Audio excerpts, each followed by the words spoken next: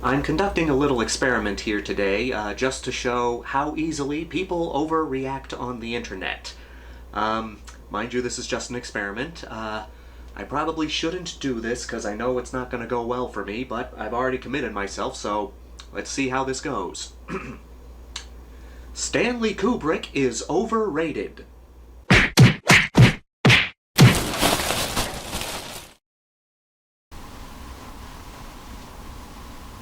Now, I did say this was just an experiment, right? I actually love Stanley Kubrick. Well, I think we've proven that, people do tend to overreact on the internet. Well, I might as well talk about some trash, since I'm in the trash.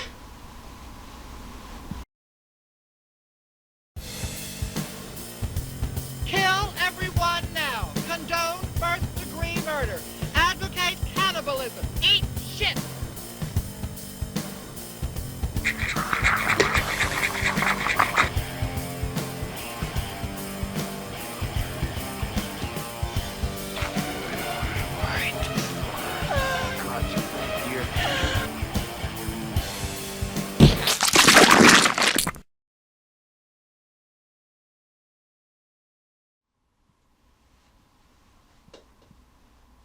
Welcome to another episode of Trash Reviews, where I take a look at the trashier side of cinema.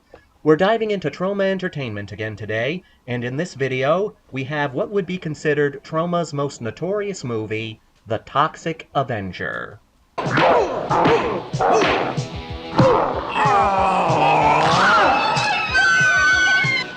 you motherfucker! With the film industry releasing superhero movies as far as the eye can see, we cannot forget about one of the greatest superheroes of our time, the Toxic Avenger, aka Toxie as dubbed by his fans.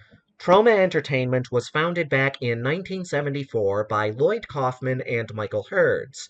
The two have made many movies since then, and they've distributed many more. Troma Entertainment is all about making your own movie with what little resources you have, regardless of how big or small your budget is. And in 1984, the two made The Toxic Avenger, the movie that put Troma Entertainment on the map.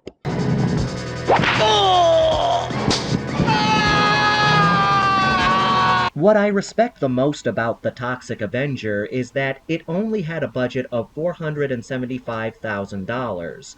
Now that may sound like a lot of money, which it is, but I've seen a lot of low-budget movies with an even bigger budget that don't do the same amount as The Toxic Avenger. This movie has car stunts, car chases, fight sequences, a lot of gore, and all done with a very small budget. It's very ambitious given the amount of money it had.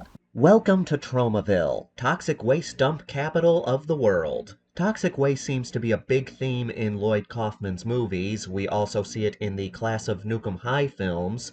Our story takes place at the Tromaville Health Club. We have a group of bullies here who are some of the most sadistic bullies I've seen in movies. Seriously, the bullies in this movie make bullies in Stephen King movies look like, well, pussies.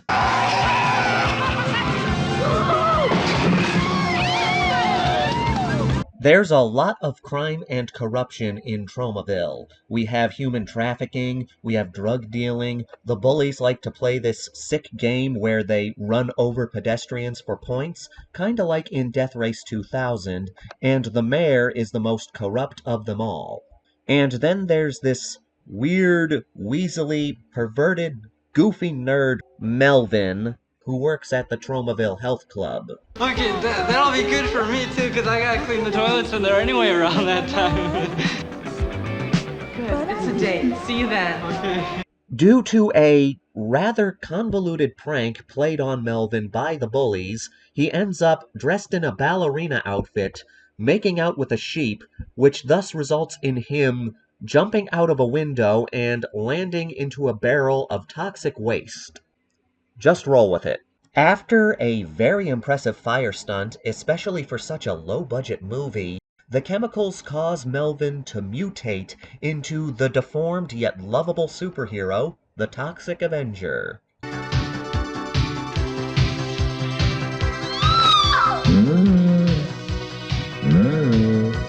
Okay, I just gotta say, this ain't fair. Melvin dives headfirst into a barrel of toxic waste and he gets to become a superhero, whereas I get stuck upside down in a trash can, and I just gotta wait here until somebody comes and gets me out of this thing.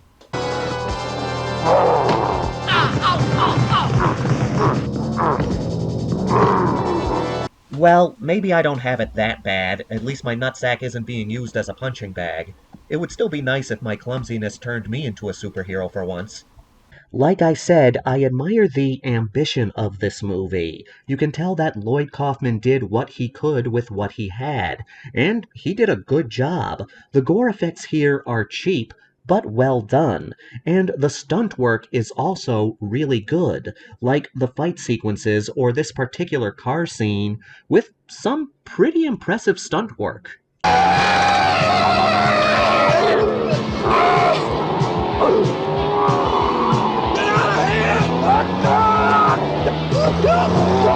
Admittedly, for these close-up shots, they went the safer route by having the actor on top of the car and having the car remain still, but for these far-off shots, that is someone on top of a moving vehicle. That is someone being rolled out of a moving car. That is someone going from the roof of the car into the passenger seat while that car is moving. Just to put things into perspective for you, Friday the 13th, which came out in 1980, had a budget of $550,000. It had a bigger budget than the Toxic Avenger, and while the effects work in that movie is great, it does not have car stunts. Lloyd Kaufman had a smaller budget than Friday the 13th, and he put car stunts in his movie. So, in a way, you could say that The Toxic Avenger was more ambitious than Friday the 13th. Please don't kill me. Now, I understand that Friday the 13th is a completely different movie from The Toxic Avenger. I just like to point out that, with a smaller budget, this movie did a lot. You know who this is? It's Melvin, that's who it is!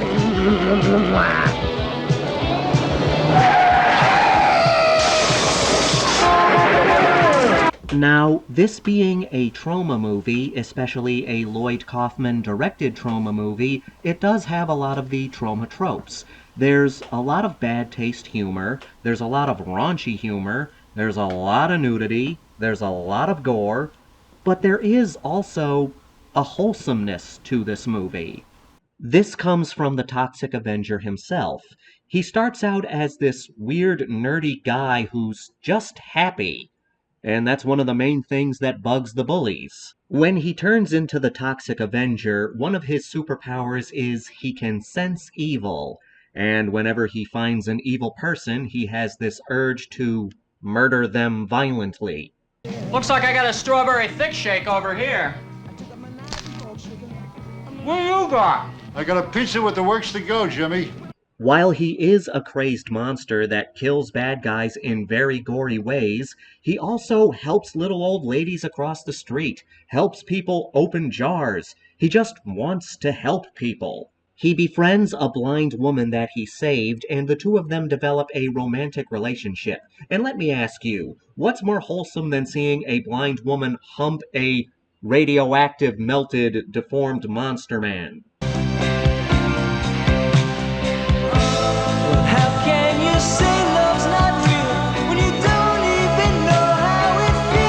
The movie does not take itself seriously at all, and that's one of the things that makes it great.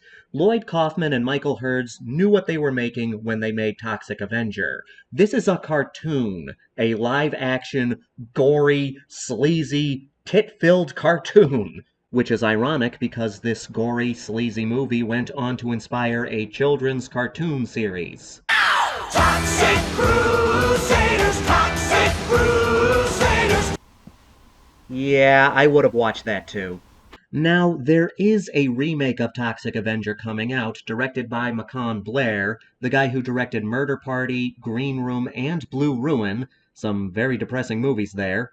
And Kevin Bacon, Elijah Wood, and Peter Dinklage are set to be in the movie, which, I'm gonna be honest, makes me kinda worried. The charm of The Toxic Avenger was that it was done by a very independent studio and was made in a very independent way. For me, the Toxic Avenger doesn't really work with mainstream actors. The acting in the movie is very over the top because it was done by people who weren't that experienced in mainstream cinema. This was a little, raunchy, gory, independent, goofy superhero movie that earned a cult success. And you can tell all your scum friends that things are gonna change in this town. I'm not just another pretty face. I think everybody should see the Toxic Avenger at least once. He's the superhero we need, and the superhero we deserve. Seriously, how many times have you seen Batman or the Incredible Hulk help a little old lady across the street? Of course, now that I've said that, you want to see it. Thank you all for joining me in another episode of Trash Reviews. I hope you continue to enjoy this weird series, and please consider subscribing to the channel so that I can continue to be a weirdo. And I hope you're all having a good day right now, and I do apologize for saying that Stanley Kubrick is overrated. I promise you that I do not think that way. Hey, it could have been worse. I could have said that Christopher Nolan was overrated. You people are never getting me out of here, are you?